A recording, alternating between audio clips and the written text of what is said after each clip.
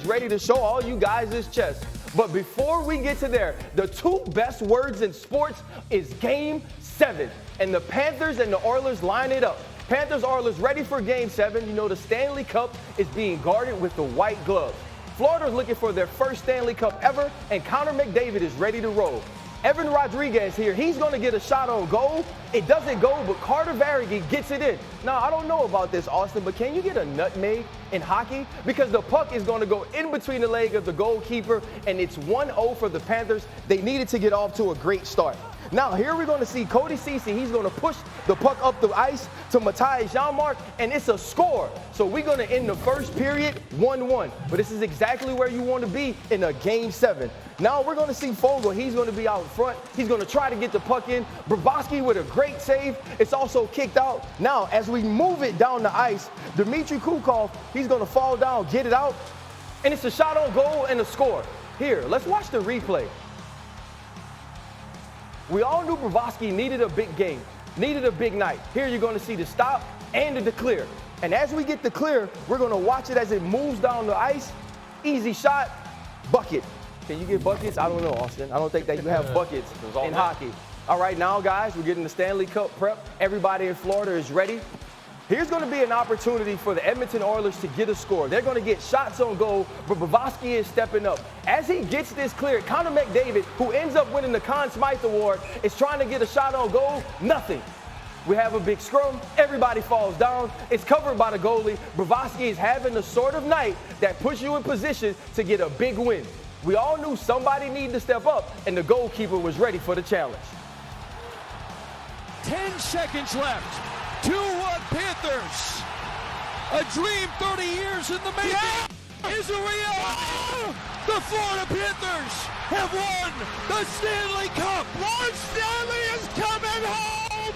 You always will have a place in South Florida. Oh my God. The agony of defeat and the thrill of victory. The Florida Panthers, who were up 3-0, lose 3 games in a row, finally find a way to seal it, and they are taking home the Stanley Cup. Now, this was the first time I've ever watched a hockey game start to finish.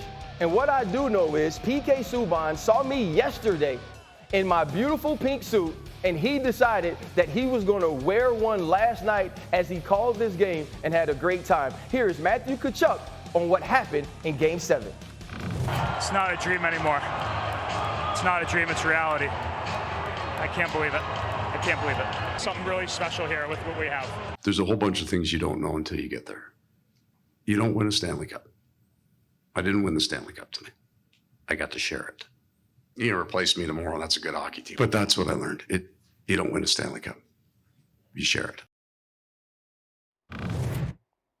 And after a late night, we are joined by PK Subban. He has his chest hair out. He has the shirt zipped down to the middle of his stomach because only you, PK, can go from last night in the pink suit and be up this morning ready to go looking fly, bro. When you think about what happened last night, what is the biggest reason the Florida Panthers were able to take home the Stanley Cup? Well, when all the chips were in, and they had to find their game, they did. Their identity is defense. They're the best defensive team in the National Hockey League, and it showed last night. They didn't show it the latter part of that series for the last 3 games, but when it came to Game 7 and they had to find their identity, I said it yesterday, defense wins championships. RC, I said that yesterday on the same show. Defense wins championships, and Sergei Bobrovsky, a 2-time Vezina Trophy winner, their best defensive player the last 2 seasons, was phenomenal last night when he needed to be. But more importantly, the biggest plays in the game for the Florida Panthers were not offensive plays. They were defensive plays. Right there on Conor McDavid on the doorstep, the game dwindling, and Forsling comes up with his biggest defensive play of the year. And by the way, he has shut down every single team. The deep pairing of Ekblad and Forsling have shut down the Boston Bruins, New York Rangers, Carolina Hurricanes. Like, they've been great. They've shut down everybody all season long. So hats off to them for finding their identity, and that's what got them done. Defense first.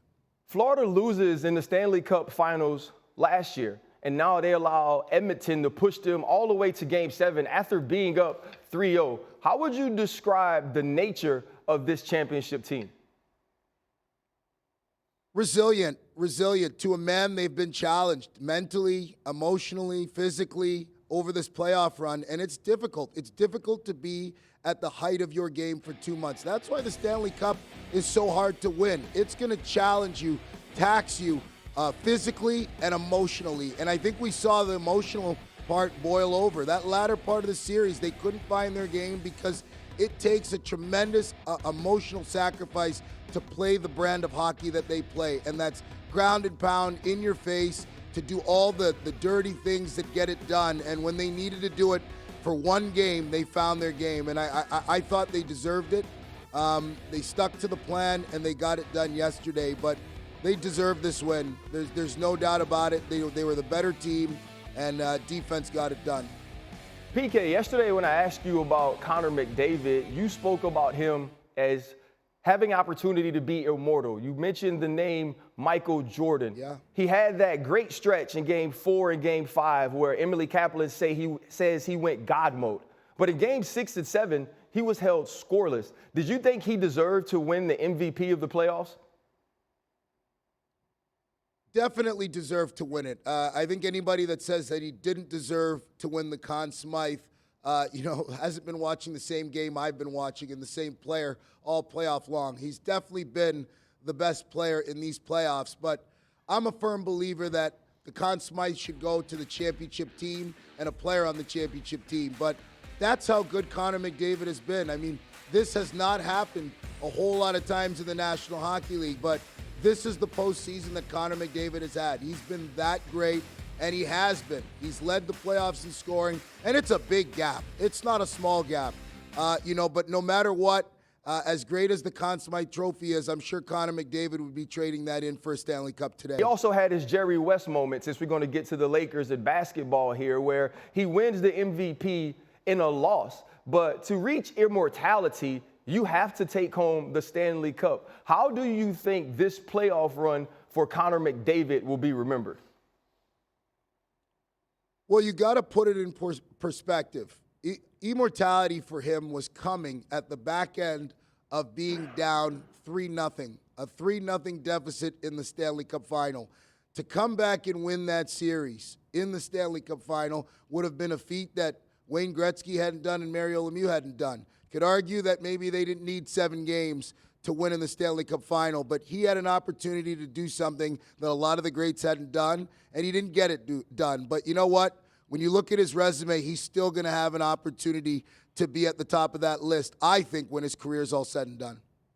Conor McDavid absolutely had a great run in these playoffs, but hats off to the Florida Panthers and finding a way, after giving up 3 games, to win a huge Game 7 at home. PK, man, we appreciate you.